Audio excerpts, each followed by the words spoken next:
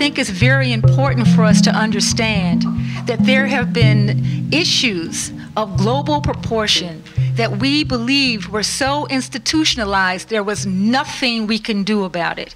And we did something.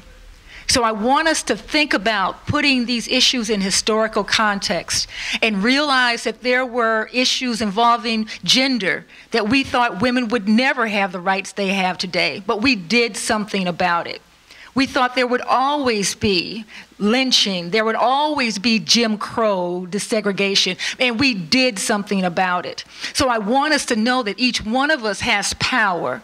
And the passion from this book and the power each one of us possesses, I think should move us forward as we stand and where else we can join hands to do something about this and not think it's so overwhelming there's nothing we can do. And we have actresses and celebrities of the other professions. There's a baseball player, you know who we're talking about, R.A. Dickey. I just read that he came back from December. He took his two daughters, an 11-year-old and a 16-year-old, and took them to the brothels of Mumbai and let them see those little rabbit warrens. They were all locked up. Guess what this guy did? He got some people together. Of course, he's a famous ball player. He's got millions of dollars. He broke into the brothels, broke in, turned one of them, totally gutted and everything, and turned it into a health clinic. Got the one next door, broke into that one, got those kids out of set it up as a rehabilitation thing. We have before and after pictures. This is a ball player. Well, everybody can do something. Everybody can do something. You don't need to be a specialist to help in this trade.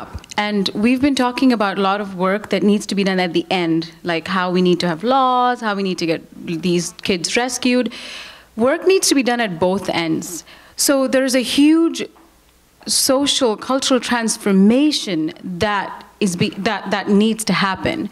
It's the way we raise our children. Because they have questions. You had questions nobody answered, right?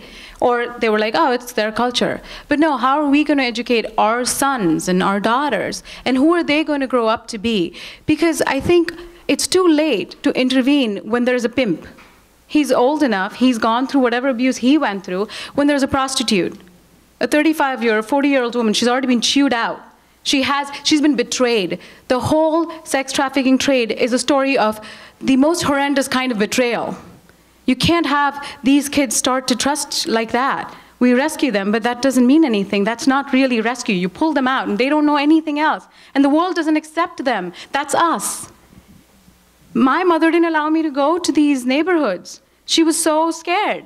So I think the work needs to happen at both ends. We need to have laws in place. We need to have men rise up, like you said. We need to have awareness. So artists need to get into action. Authors need to get into action. And parents need to get involved. Teachers need to get involved.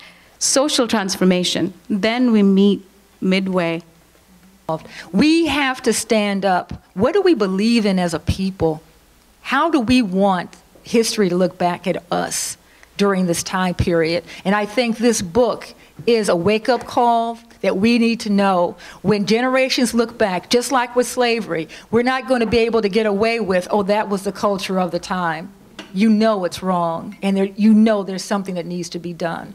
I'm so glad Stuart, as a man, is standing up. We're not saying all men behave in this manner, but we need men to stand up. And I'm so glad there are males in the audience, because we need you.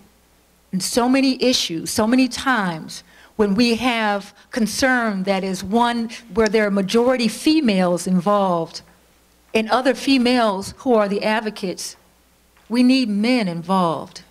We need men involved when there are issues involving children, little girls. We need men to stand up, because sometimes, every now and then, men don't always listen to women.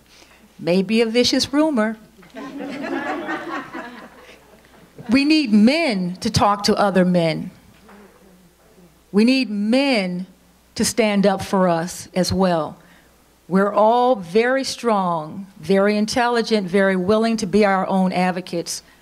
And there's a saying that women hold up half the sky, but then that means you're holding up the other half.